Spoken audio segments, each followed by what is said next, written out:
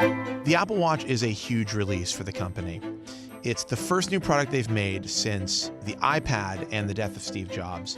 The first new product created entirely under the watch of CEO Tim Cook, and the first one that Johnny Ive, the star designer at Apple, has really created from the inside out. It is a fascinating, beautiful device, but nobody really knows if it's any good. Well, I've had one for a week, and I can tell you if it's any good. The watch is gorgeous in a surgical, sterile, sci-fi kind of way. But it is a digital watch, and several people pointed out to me that it reminded them of Casio's calculator watch, which was very popular in the 80s. It also looks a little bit like other smartwatches on the market, namely Samsung's Galaxy Gear. If I were looking at the Apple Watch in a jeweler's case next to an Omega and a Rolex and a Breitling, I don't know if I'd necessarily choose Apple's version over the others. But after wearing it for a week or so, I have started to get comfortable with it and maybe even like it a little bit. But just like any Apple product, it's not about good looks alone. This thing is packed full of advanced technology. For instance, the display has a new type of pressure sensitivity the company calls Force Touch, which responds to not just where you press on the display, but how hard you press. Also, when you get a notification on the watch, you feel an intense buzzing and sometimes almost like a tapping of a bell, and that's thanks to the Taptic engine, which controls vibrations on the watch. But most importantly, there's the digital crown, which is a new navigational method Apple's created that mimics the crown on a regular watch, but you use it on the Apple Watch for moving through lists, selecting options in apps, and zooming in and out of photos and maps.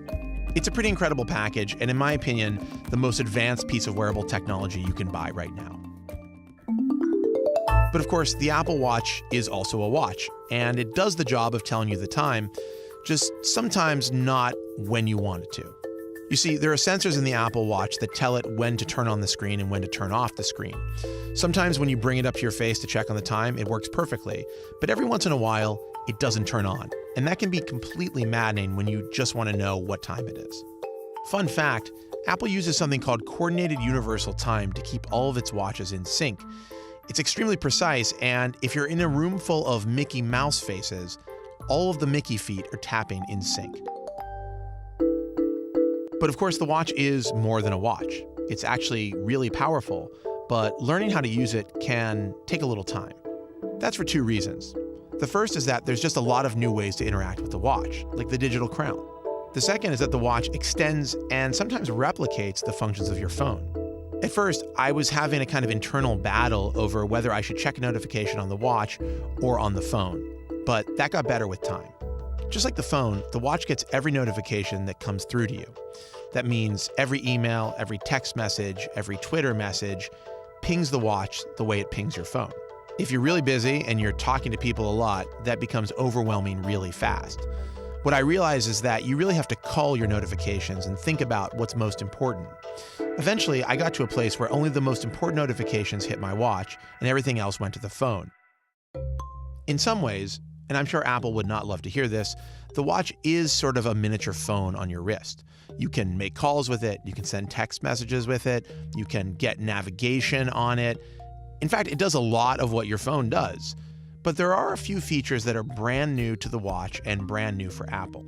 Some of these new features are great, like the Activity app, which gives you this very low pressure, low effort way of tracking your exercise all day long. I found myself using this a lot and looking at it a lot and thinking about whether or not I was very healthy or terribly unhealthy. Spoiler alert, terribly unhealthy. What is great about the Apple Watch, though, is that it's got these little widgets on the display called complications. Those can be things that tell you the weather, or when your next appointment is, or the phases of the moon. I actually found them really useful. They're one of my favorite things about the watch. And it did make me wonder why we don't have any of those things on the iPhone home screen. But some features are decidedly less successful, like the ability to send your heartbeat to somebody. This is cool if it's your wife or girlfriend, but it seems weird to send your heartbeat to anybody else, and once you've done it one time, well, you've done it. Also, you can sketch things out on the watch and send them to other watch wearers, but the screen's only 1.5 inches, so my sketches were mostly limited to weird faces and question marks.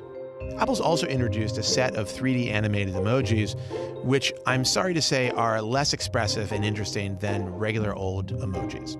Finally, there's something called glances that Apple is offering up as a new way to get information quickly on the watch. You swipe up from the bottom and you get a set of little cards. And on those cards, there's single-serving pieces of information, like the latest tweet in your timeline or your heartbeat. I kind of wanted to love these, but the problem is they're inconvenient, they're hidden, and they often have to load from the phone, so you don't get the information right away. You get a spinning wheel. I think they could be good with time, but they need a lot of work. One of the things I struggled with while using the watch was how much I looked at it, and how much I looked at it while I was in a group setting or talking to somebody. It can be very rude in mid-sentence to look down and check your watch. It's just as rude, if not more rude, than looking at your phone. If you're thinking that the Apple Watch is going to solve your distraction problem or fix notifications in your life, it's not going to. You've got to do that. It's a question of self-control. Ultimately, the watch is not life-changing. I don't even know if it's game-changing. It is a really beautiful, really well-designed, really effective Apple product. And if you love Apple products and use a bunch of them, this is a great companion. But it's not going to make you a better person or change your life or change how you look at the world. It's a great accessory. And maybe that's enough.